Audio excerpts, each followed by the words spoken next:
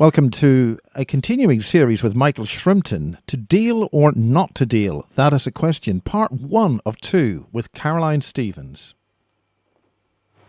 Welcome to Stepping Stones to Awareness show. This is part 1 of a 2-part initial series. I'm Caroline Stevens, Deputy Chairman of democracy17-4.org.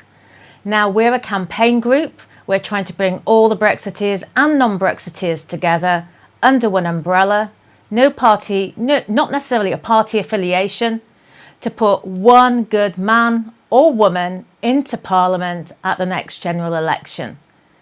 So today I've got Michael Shrimpton. He's UKIP writer. He writes also for Veterans for Today, and he's also a keen Brexiteer. And I've got some questions to ask Michael.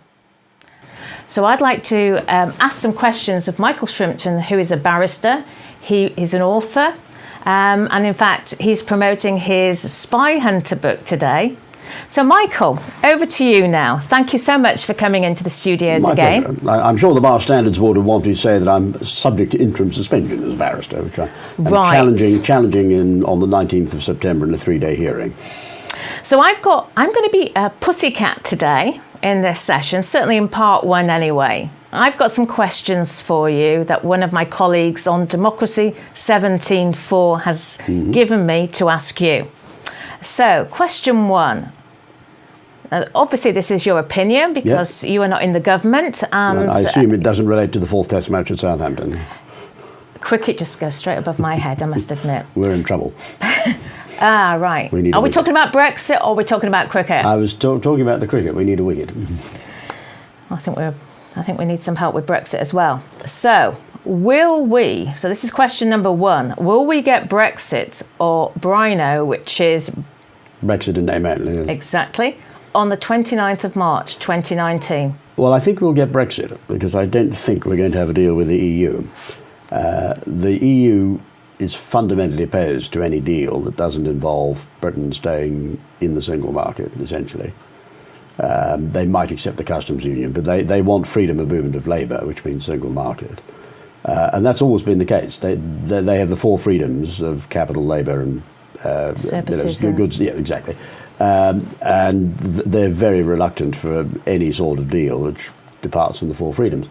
The Germans are no doubt willing to press a deal because their manufacturers sell so many goods to the UK, particularly motor vehicles, trucks, buses, which is the largest single component of Anglo-European trade.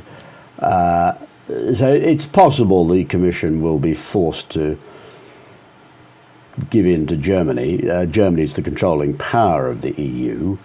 But I think the 2 parties are so far apart that we won't get a deal. And of course, if Theresa May goes in October, as hopefully she will, then that will kill the deal altogether.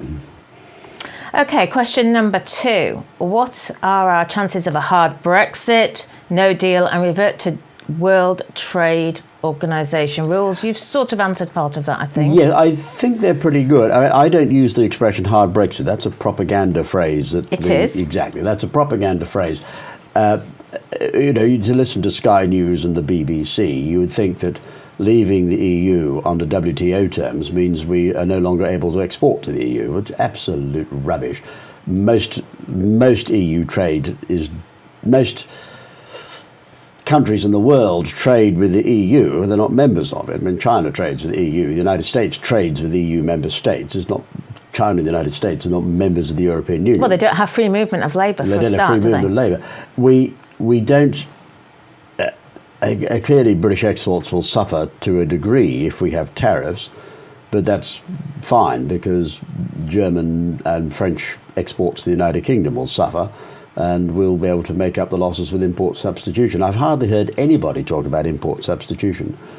By which I mean that where you're trading with a country, or a group of countries in this case, at a deficit, you bring in tariffs. It's in your interest to have tariffs because you then are able to substitute with domestic production what previously you've been importing. So basically we're trying instead of importing Mercedes-Benzes, we just buy Jaguars.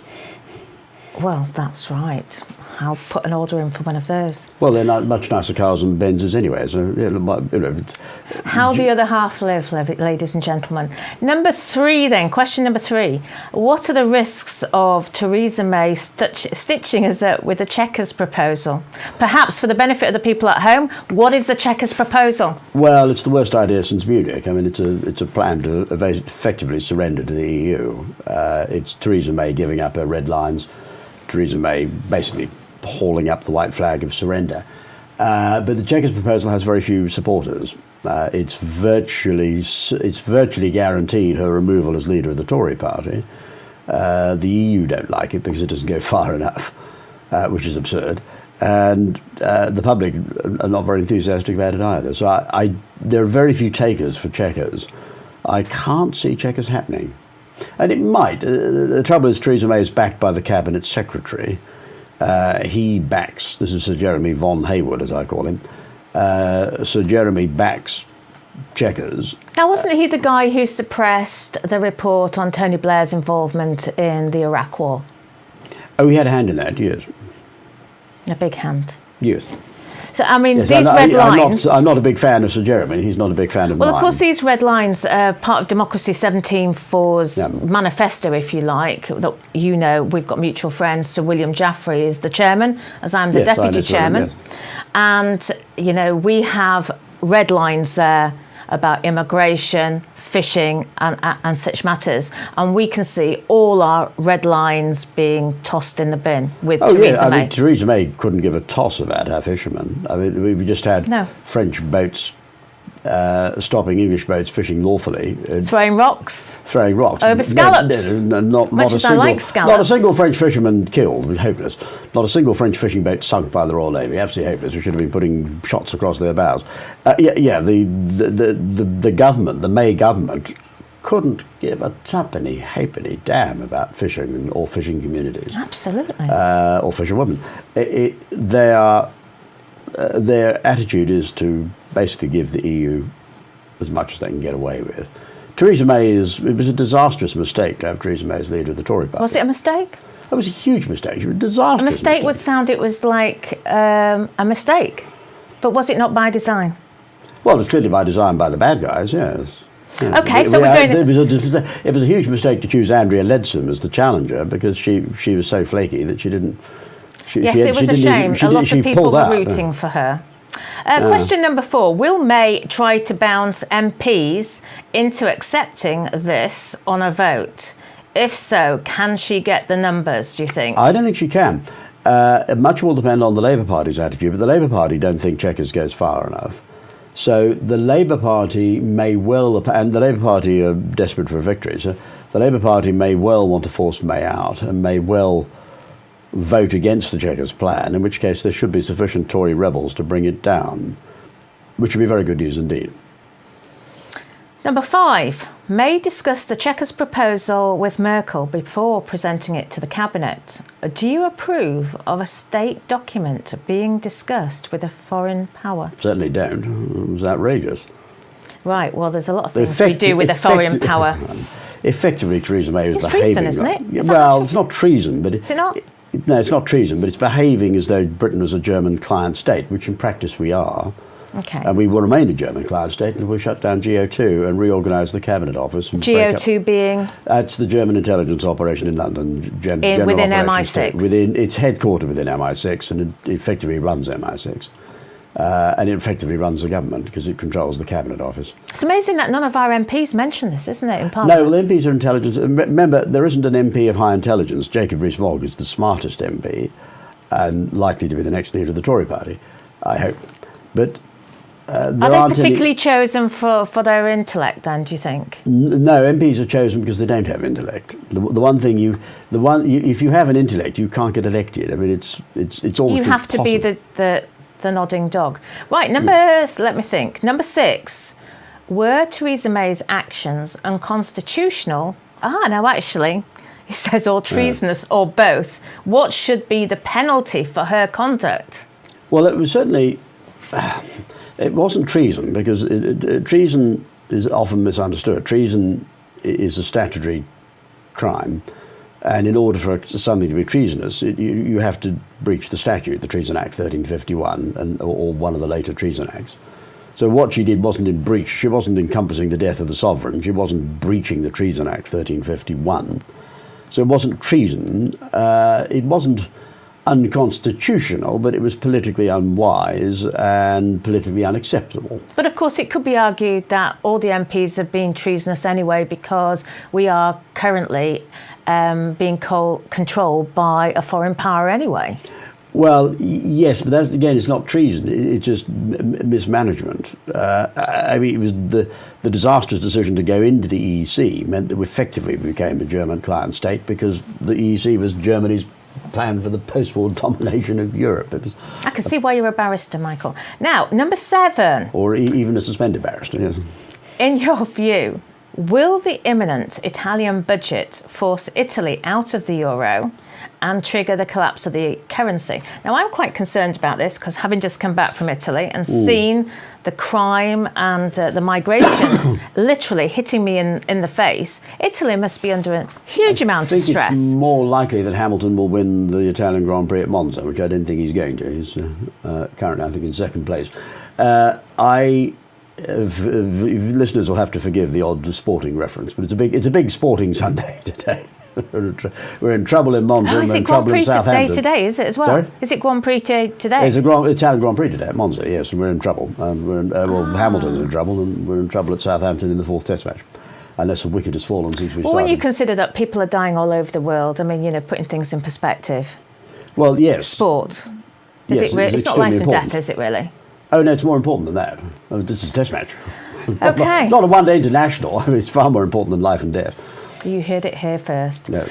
Right, number 8. Does the new 5-year Fixed Term Act preclude a change of government despite votes of no confidence? Well, we've already seen, I mean, this question was given to me, but we've already seen a general election in 2 years before.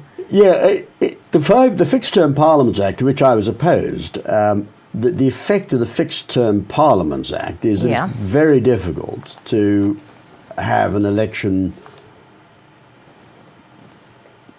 before the 5-year term of Parliament expires. If Theresa Well, we've had it already.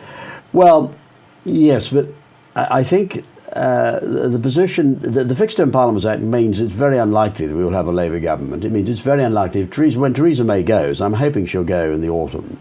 Well, we already, depending on when you date the autumn, we're already in the autumn. I'm obviously hoping she'll go at the party conference. We're desperate to get rid of her in the Tory party. Absolutely desperate. She's got to go.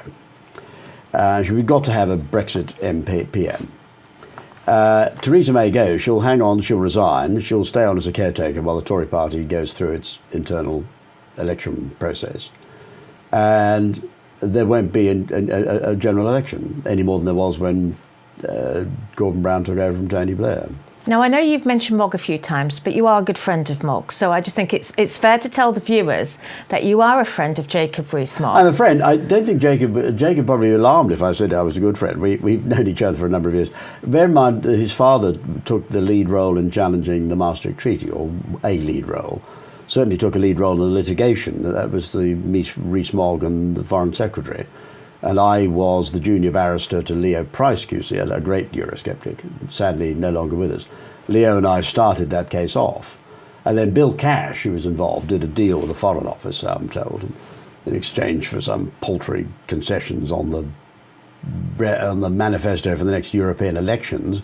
Leo and I were forced off, and we were replaced by David Panic, who was a great pro-European, and then argued that the Treaty of Rome was some sort of constitution of this country, which, with respect to my learned friend Mr. Panic, Lord Panic, is total nonsense. But you see, for the people at home, all they see is all these people. It's deals, wheels within wheels, and deals within deals, and people who don't perhaps live down their street.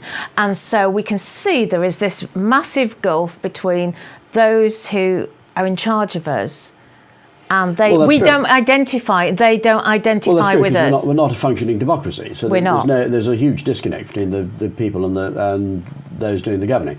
Now I've got to get you back on track, because and then we need to reform the Cabinet Office, because the Cabinet Secretary is effectively a quasi-dictator. Theresa May's cabinet, as per the previous cabinets, are all their Well, own little house-trained body, idiots. haven't they? Yeah, but the cabinet are house-trained idiots. They don't know what they're doing. But remember, none of them. not gonna disagree. None of them has a high intellect. I mean, Theresa May is not very bright. No offence intended. How did they get into Cambridge and Oxford, or is it... Well, the Cambridge and Oxford just hand out degrees of the rations, don't they? Right, number 9. You don't have to be very bright to get a first Now, class this is degree going at to be Oxford. controversial. Do you think UKIP has a future? Is it controlled opposition? Yes. And do you think their failure to get a single MP elected in 25 years militates against them? Well, actually, I have to say the person who wrote this question perhaps didn't accommodate the fact that they did have 2 Conservative MPs who called the by-elections in their constituencies, and then they got re-elected under a UKIP ticket, because I actually did help at Yes. that time. There's Medway and Clacton-on-Sea. Yeah, Rochester Rochester, and Strood. Yeah. So I think really, controlled opposition, well, they won't talk about 5G, they won't talk about EU military unification, they won't talk about lots of things, particularly, they won't generally talk about common law. So do you think UKIP has a future then? Well, it doesn't have a long-term future. No. I think that once we leave the EU, and we're leaving the EU on March 29th, once we leave the EU, I think UKIP's role is done. Yeah. I'm not saying it's going to be all over bar the shouting. It clearly isn't. We've clearly got to shut down GO2. We've got to shut down the German telephone tapping centre in London, which supplies most of the blackmail material to GO2, which is the basis, one of the bases of their power. But governments are always spying on each other, though, aren't they? Well, yes, but in this case, we've got the German intelligence running through the medium of a German electronics company, a telephone tapping centre in London, and it is tapping the telephones of every senior cabinet minister, every judge, every High Court judge, every Crown Court judge, every MP, most peers, and they're acquiring blackmail material. So they're acquiring blackmail material on judges, for example. So if a judge has a mistress, then GO2 will find out the name of the mistress. That then gives GO2 the ability to lean on that judge if, to say, take an example, the drug trafficking allegation involves a GO2. Well, that's another programme in itself. That's how they get rid of drug cases. We've got...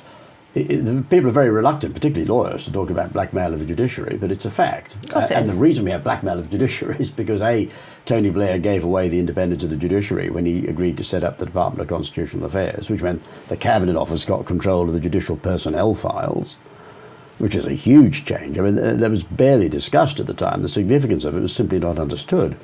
Nobody in Parliament knew what was going on. Well, I think that requires another programme on itself. So we're going to question number 10. Yeah. If UKIP is a red herring distraction, I don't know why he says if, is the best hope for our country the establishment of a new political grouping to oppose both Tory and Labour and therefore get MPs elected, which I guess Democracy 17.4 is about. You could be in a constituency. You could have been. You could be a member of a Tory party, and Miles could be a member of UKIP. I could be a member of the Green Party. But we all want to be We want to be an anti-corruption. Yes. Programme. We want Brexit. So we vote amongst ourselves in the constituency who is going to be our Brexit anti-globalisation the trouble ticket. is that you can't stand against your own party.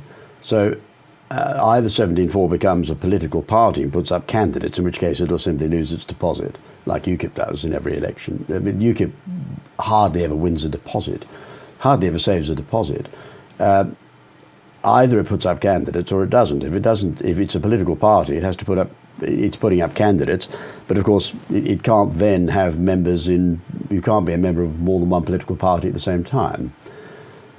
But Democracy 17.4 allows you to be a member, and you can be a member of, say, UKIP at the same time. Yes, but UKIP, but the minute 17.4 puts up a candidate, Yes. for election, then the rules of the political parties will effectively No, but they would result be in the expulsion independent MPs. That's the thing. That's the beauty of it. Anyway, we shall move on. So We wouldn't don't think necessarily be a it's- political party. I don't think it's going to work. It's a nice idea, but I don't think it's going to work. Okay, we'll see. The way forward is to have a sensible Tory Brexiteer Prime Minister like Jacob Rees-Mogg, and then for the Tory party to the Tory government to do what is needed to make sure that we have a genuine Brexit. Okay, and I'm not going to cause any. No, you're not ruffling a of- Tory. I'm a ruffling Tory. of- I'm a ruffling Tory. of You're any not. feathers Yeah. at this moment in time. Yeah. You can't I'm get biding my elected. time, ladies and We gentlemen. have first past the post in this country, thank God. Under first past the post, it's extremely difficult for third parties to get. Well, as I MPs understand elected, which is why it, UKIP has failed. Yeah, but as I understand it, to be fair to UKIP now, Douglas Carswell did get given the job of trying to sort out this first past the post, and as far as I'm aware, the EU put pressure on, and so it never got any further. Well, I don't know about the EU putting pressure. The first past the post works, and it was rejected. The proportional representation was rejected in a referendum, and rightly so. It's dead. We're not going to have PR. PR We have it in Europe. Well, they have it in Europe, and it's one of the reasons why. And we have it in the European Parliament with the way we, there isn't a that's why we got functioning UKIP MEPs in there. I know, but For what use the MEPs are, in effect, because they can't change anything. Well, what's used as the European Parliament, like the Reichstag? Exactly. It's just a dictatorship. Well, the European Parliament is just window. It's just a dressing, like the talking Reichstag. shop. It's For a now, talking shop. you get a minute and a half to speak. Yeah. And self-aggrandizement. Yeah. And then you sit down again. All the UKIP successors did in the European Parliament. Yes, UKIP were very successful in putting pressure on the main political parties to agree to a referendum. So UKIP's greatest triumph was the referendum in 2016. Which it could have which been is a now campaign leading to- group then, couldn't it, in effect? Well, it had to make a decision. It's carrying on as a political party, and I can understand why, because we still haven't left the European Union, and there are still huge debates about our relationship with Europe after we leave. And clearly May and Hayward and the Cabinet Office and GO2 all want Britain to effectively remain a German client state after we leave the EU. And if we let May carry on in office and we let Hayward carry on as the Cabinet Secretary, then it may well be Brino. Right, now, question number 11, which is our last question of this part one. Part two will be a slightly different type of show. Right, number 11. What do you think of Aaron Banks's idea to get UKIP members to join the Tories? Does entryism ever work? Or is the Tory party finished anyway? Well, the Tory party is not finished, and I think Aaron's idea is a very good one. And indeed, it's not so much, nor is it entryism. In most cases, well, certainly in many cases, this will be people rejoining the Tory party. Many people left the Tory party to join UKIP in utter despair. When John Major was Prime Minister, many people joined UKIP. There was a huge move from Tory to UKIP. And effectively what we're seeing is a movement back of good people into local Tory associations. Great, because that increases the chance of a sensible Tory leader. We've got to have a sensible Prime Minister. At the moment, we don't. We've got to have a Prime Minister who's committed to the referendum result and delivering Brexit. We don't. And UKIP can't get an MP elected. They haven't, aside from the two very odd circumstances of existing major party MPs defecting and then winning by-elections, largely as a result of their personal support in the constituencies. Apart from those two odd incidences of Clacton-on-Sea and Rochester and Strood, UKIP have never had an MP elected. Right, Michael. They're nowhere near forming a government. They can't form a government without a majority in the House of Commons. They can't get a single... They're unlikely in the 2020 election to get a single MP elected. Michael. So it has to be the Tory party. And Labour, we can write off Labour under Corbyn. Okay, so that is, ladies and gentlemen, that's the end of part one. My thanks to Michael for coming into the studios. We will be having a part two in the next few minutes, so please stand by for that. All I will say is I do agree with you, Michael. UKIP cannot do this on their own. There are many issues that particular party will not cover. They do profess freedom of speech, as I'm sure you're aware, Michael, Yes. but then they ban certain people from speaking at their rallies. And that obviously is very hypocritical. That's just one example of why political parties cannot be trusted. Well, like poor old Godfrey Bloom. It was Exactly, it was a poor lovely old chap, Godfrey Bloom. So, we don't want a hypocritical society. We do want freedom of speech, no doubt about that. But we want people to be educated about other issues like chemical trails, like the rollout of 5G, like military unification. So in part 2, please keep listening, and we shall talk about trade deals, military unification, and so much more. Thank you very much for listening, and see you again soon. Goodbye.